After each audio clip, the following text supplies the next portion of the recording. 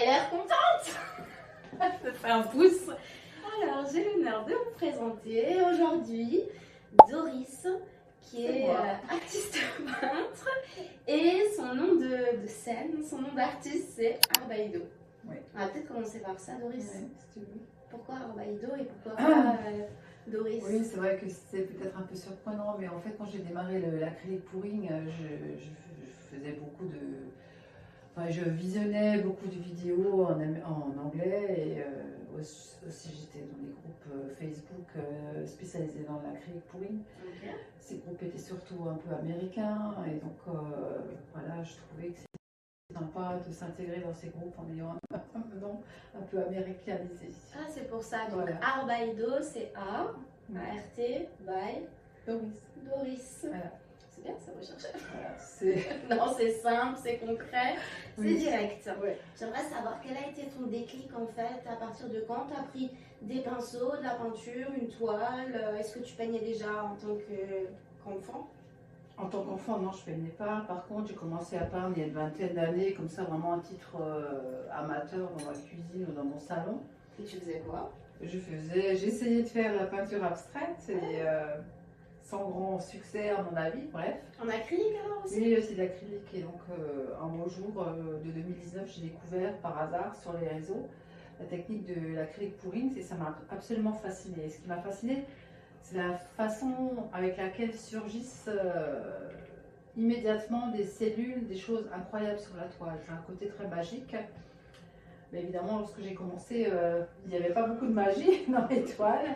Ce fut assez fastidieux et c'est sûr que on a l'impression que c'est facile, que c'est instantané, que c'est miraculeux presque. Mais en fait, non, quand on se met à pratiquer, à essayer de vouloir reproduire la même chose, on se rend compte que c'est beaucoup de travail.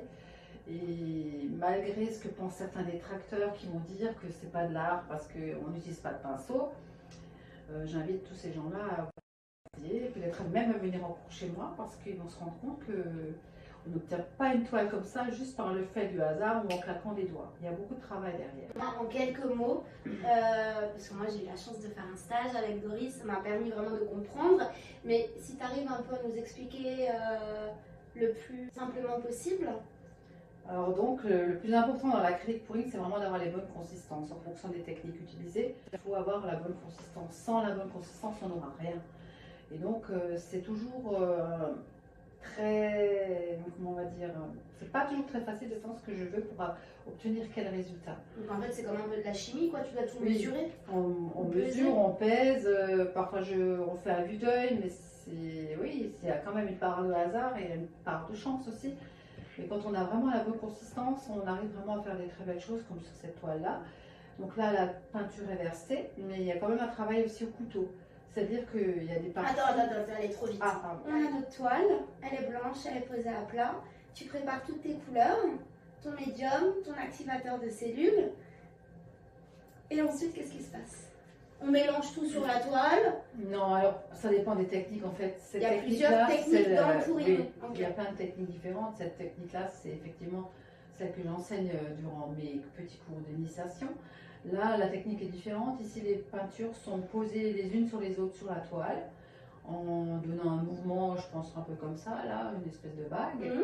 Et sur cette vague, je passe donc mon couteau sur lequel il y a l'activateur de cellules. Ça va créer déjà des cellules. Ensuite, on étire un peu la peinture. Et pour finir, celle-ci en l'occurrence a été retravaillée au couteau, donc dans les zones là et là. Et ensuite, on fait tourner la toile sur un touret. Et c'est la force centrifuge qui va répartir la peinture sur la toile et qui va aussi permettre d'évacuer le trop plein de peinture. Ok, bon, en tout cas, je peux vous dire que pour arriver à ce niveau-là, je pense qu'il y a eu pas mal d'essais, peut-être d'échecs aussi. Alors oui, l'échec fait partie de l'acrylique pouring, effectivement. Mais en fait, il n'y a pas vraiment d'échec. On peut en général récupérer la peinture pour en faire quelque chose. Et puis chaque échec nous permet aussi d'apprendre quelque chose qu'on n'avait pas capté au tour précédent. Donc voilà, c'est un échec qui nous enseigne quand même quelque chose. Moi, je voulais te demander, du coup, c'est ce que tu as dit tout à l'heure, tu as commencé en 2019 le pouring, oui. Donc c'est tout récent en fait. Oui, ça fait 5 ans quand même, mais oui. c'est assez récent, oui. Et tu as fait des expositions, tu as déjà vendu des tableaux? Oui, j'ai déjà fait pas mal d'expos. J'ai commencé à exposer il y a 3-4 ans à peu près. Je me suis lancée. Au début, c'est vrai que c'est pas évident de s'exposer, de s'exposer au regard des gens. Choisir déjà quelle expo où aller et se confronter au regard. Et se confronter au regard des gens, ça c'est un peu stressant au départ. Mais après, quand on voit que ça se passe bien, que les gens sont bienveillants, que ça les fascine et en même temps ça les intéresse, donc on se sent plus à l'aise. Et puis l'un dans l'autre, de fil en aiguille, ça va de mieux en mieux. Bon, ben tant mieux. Chine. Elle a déjà bu sa tisane, on fait semblant. Voilà. Il reste un petit fond de tisane. Tu nous as ramené à côté ce que tu appelles un totem. Tu peux le prendre avec nous, on va le mettre là au milieu, comme ça les gens pourront le voir pour ceux qui regardent la vidéo. Bon, on vous mettra de toute façon des photos, mais ça vous permet de voir d'un petit peu plus près ce que ça donne. Donc là, tu as eu l'idée de le faire sous forme de sculpture. Enfin, oui. Sculpture. Apposer, Comment apposer? Totem. Totem, c'est le bon nom. Donc on est toujours sur la technique du pouring, mais là on n'est plus sur une toile. Là c'est un support en bois donc, qui a été coupé dans du médium et le travail en fait est le même que sur une toile. Mais c'est très beau. Hein. Voilà. C'est, tu sais que là je vois un serpent qui ouvre grand la bouche. Ah oui, bah ouais. C'est fou. Alors c'est en fait le propre de mes toiles, c'est qu'on y voit plein de choses que souvent moi-même je ne vois pas. Et tu le vois maintenant? Oui, maintenant je le vois. Je sais pas si ça vous intéresse, mais moi là, tout là, vous voyez, je vois un serpent.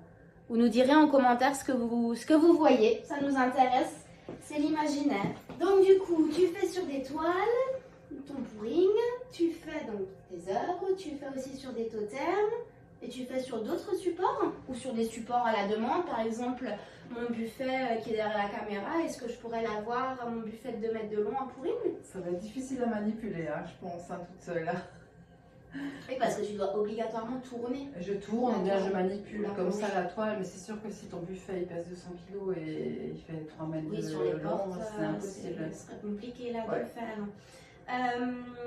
Pourquoi cette technique? C'est-à-dire que tu es tombée sur cette technique sur les réseaux sociaux un Oui. peu par hasard? Je suis tombée sur une vidéo où je voyais quelqu'un faire ça, c'était magique, c'était instantané. La personne a soulevé son gobelet, là c'était vraiment les premières techniques qui apparaissent alors et il y avait plein de trucs qui se passaient sur la toile. Ça m'a vraiment fascinée. Il faut dire aussi que je suis quelqu'un d'assez impatient, donc du coup, moi de voir un truc, waouh, tout de suite. Oui, C'était... pour avoir essayé, c'est pas aussi instantané, enfin c'est instantané dans le rendu, ça c'est vrai, mais par contre c'est pas forcément tout de suite waouh, mais toi maintenant avec la technique et puis l'expérience ça te fait ça, mais comment je l'avais fait, j'avais renversé le gobelet.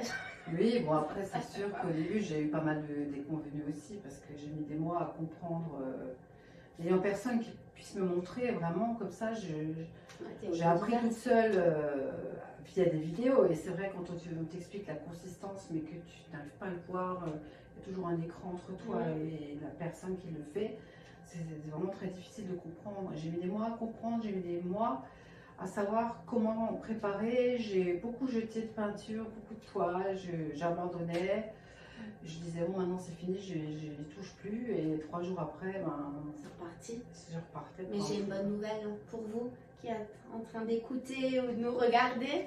Doris donne des stages ici en Alsace. Elle se déplace aussi, je pense pas trop loin, faut que je ne vais pas m'avancer, ça dépend où vous êtes. Oui, non. Mais elle donne des stages d'initiation. Enfin, c'est surtout des cours d'initiation où j'explique justement les consistances, ce qui est le plus important, comment choisir ses couleurs, comment composer sa toile.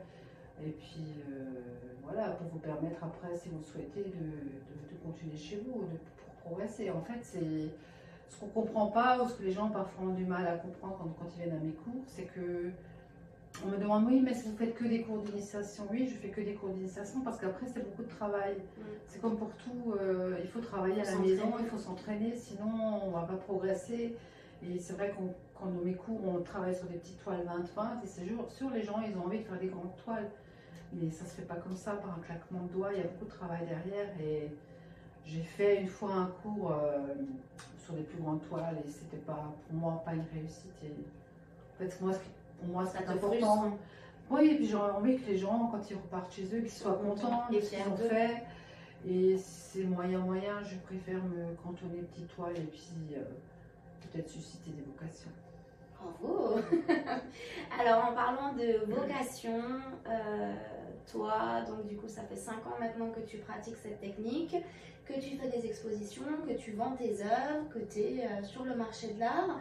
Mais sinon, dans ta vie de tous les jours, tu travailles? J'ai bientôt 60 ans, je travaille toujours à mi-temps, j'ai un travail de bureau et le reste du temps... Donc plus classique, du oui, travail de bureau. Tout à fait classique, ouais.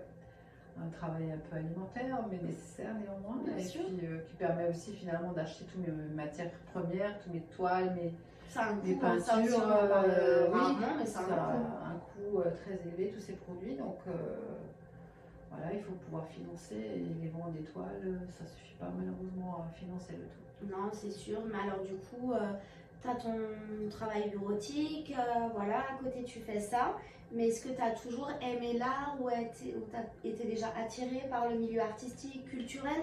Oui, en général, oui, j'aime bien, j'ai toujours aimé ça, j'ai commencé par des petites choses, la déco, j'ai toujours été créative en fait. Mais ce que je veux dire par là, c'est avant de peindre ou même maintenant, est-ce que tu t'intéresses à des autres artistes? Est-ce que tu as des artistes qui t'inspirent aussi? Est-ce que tu as des courants artistiques qui t'inspirent? Disons que moi, je m'intéresse vraiment à toutes sortes de formes d'art, mais pour moi, je dois quand même comprendre un peu ce qui se passe derrière. Donc il y a des choses aujourd'hui artistiques moi, qui ne parlent pas, parce que je ne comprends pas quand c'est de l'art conceptuel, trop conceptuel, moi ça ne me parle pas. Après, je suis des artistes américains dans le pouring qui sont pour moi des exemples à suivre. Et puis sinon, c'est assez éclectique mes choix. J'aime bien. Je sais pas, il faut que ça me parle. Ça s'explique pas trop en fait. Il faut que l'œuvre te parle ou le message. Enfin, oui, il faut que oui, l'œuvre me parle d'abord et après je m'intéresserai plus près à l'artiste. Mais il y a un courant artistique qui te plaît le plus? Non, tu es ouverte à tout? Ouais, je suis ouverte à tout. Ok, c'est bon à savoir parce qu'il y a des artistes, ils vont aimer que l'impressionnisme. Non, j'aime bien l'impressionnisme, j'aime l'abstrait, j'aime plein de choses. Mais oui, ça s'explique pas en fait. Non, mais c'est bien, c'est bien. Au moins, tu es ouverte. On va parler un petit peu de nous, de toi et de moi. Donc, du coup, Doris, on s'est rencontrés, il me semble, il y a peut-être déjà maintenant 2 ans, au tout début. Je sais même plus, attends. Ah oui, à travers une autre artiste, exact. Et puis on a fait un premier rendez-vous, on a échangé, et puis on a commencé un accompagnement mensuel. C'était ça? C'est vrai, oui. Ouais, c'était ça, au tout début. Et puis ensuite, tu es toujours là 2 ans après, donc il faut savoir que Doris, c'est la 2e ou la 3e artiste qui avait signé un contrat. Donc voilà, ça me touche beaucoup. Mais non, mais toujours là, toujours présente. Après, c'est bien parce que maintenant, l'évolution, c'est que tu viens à l'agence, enfin au bureau, donc ça, c'est plutôt chouette pour moi. Moi, j'ai toujours eu un coup de cœur sur tes œuvres, sur le pouring, et sur le coup, je connaissais pas le pouring. Je connaissais pas du tout. Comme plein de monde. Ouais, comme plein de monde, exactement. Et quand tu m'as expliqué, quand j'ai vu tes vidéos, quand j'ai participé à ton initiation, je me suis rendu compte que oui, c'est technique, c'est vraiment très technique. Mais à travers ça, moi je ressens quand même des émotions, mon imagination travaille et j'ai pu t'accompagner sur des expos, sur un salon. Et c'est vrai que là, j'ai compris que les gens, enfin pour certaines personnes, hein, pas tout le monde, ont du mal à se dire le pouring, c'est de l'art. Souvent, ils sont très curieux de savoir comment c'est fait parce que ça les intrigue. Mais non, je crois que je pense que ce cap, il est passé. Et peut-être aussi parce que maintenant, toi, tu es aussi en accord avec toi-même. Oui. Avec ta technique. Oui. Et tu as bien évolué en plus là. J'ai beaucoup évolué. Je pense que ça parle peut-être à plus de monde qu'au départ. On peut y voir plein de choses en étoiles. C'est un côté abstrait quand même. Donc. Et les couleurs, elles sont... Je trouve que tu es vraiment très bonne dans le choix des couleurs. Les couleurs parlent aux gens en général, donc c'est vrai que moi j'aime bien aussi tout ce qui est coloré, ça se voit pas sur moi aujourd'hui. Mais en fait, en général, j'aime beaucoup les couleurs. Qu'est-ce qu'on pourrait Quels sont tes objectifs pour 2025, Doris? Alors pour 2025, j'aimerais naturellement développer encore plus mon activité, participer à davantage de salons, d'expositions, voilà. Et puis continuer de progresser dans mon art parce que je pense que c'est jamais fini, enfin il n'y a pas de fin, on peut toujours aller faire plus, ne serait-ce que des formats plus grands, plein de choses comme ça. Ouais. Elle sera aussi dans l'exposition du 5 et 6 avril, enfin, j'espère. Oui, Oui. je suis invitée. Oui, je viendrai, bien sûr. Donc, pour revenir, donc Doris fait partie des artistes de l'agence. On travaille ensemble, voilà, on se voit quotidiennement, enfin une fois par mois minimum. On est à côté, donc on est en Alsace. Si vous aussi vous avez un coup de cœur ou si les œuvres de Doris vous parlent, n'hésitez pas à aller voir, je vous mettrai en descriptif son lien de son site internet et sinon vous pouvez la retrouver sous le nom de Arbido directement sur mon site internet. On a remis à jour. Arbaido. Arbido, j'aime bien. Arbaido. Arbaido. Oui. Arbeit, ça fait travail. Non, Arbaido, s'il vous plaît. Je n'aime pas quand on dit Arbido. Arbaido, vous pouvez la retrouver donc sur mon site internet et je mettrai aussi le lien de son site web. Et pareil pour tout ce qui est atelier, n'hésitez pas si vous êtes artiste et que vous souhaitez passer le cap et essayer cette technique. Et si vous êtes en Alsace, même si vous n'êtes pas artiste, ou même si vous n'êtes pas artiste, il n'y a pas besoin d'avoir des dons artistiques pour se lancer dans le pouring et participer à une petite initiation de 2h30. Au contraire, c'est très ludique. Tout à fait. On peut venir à plusieurs, entre copines, avec des amis ou en famille.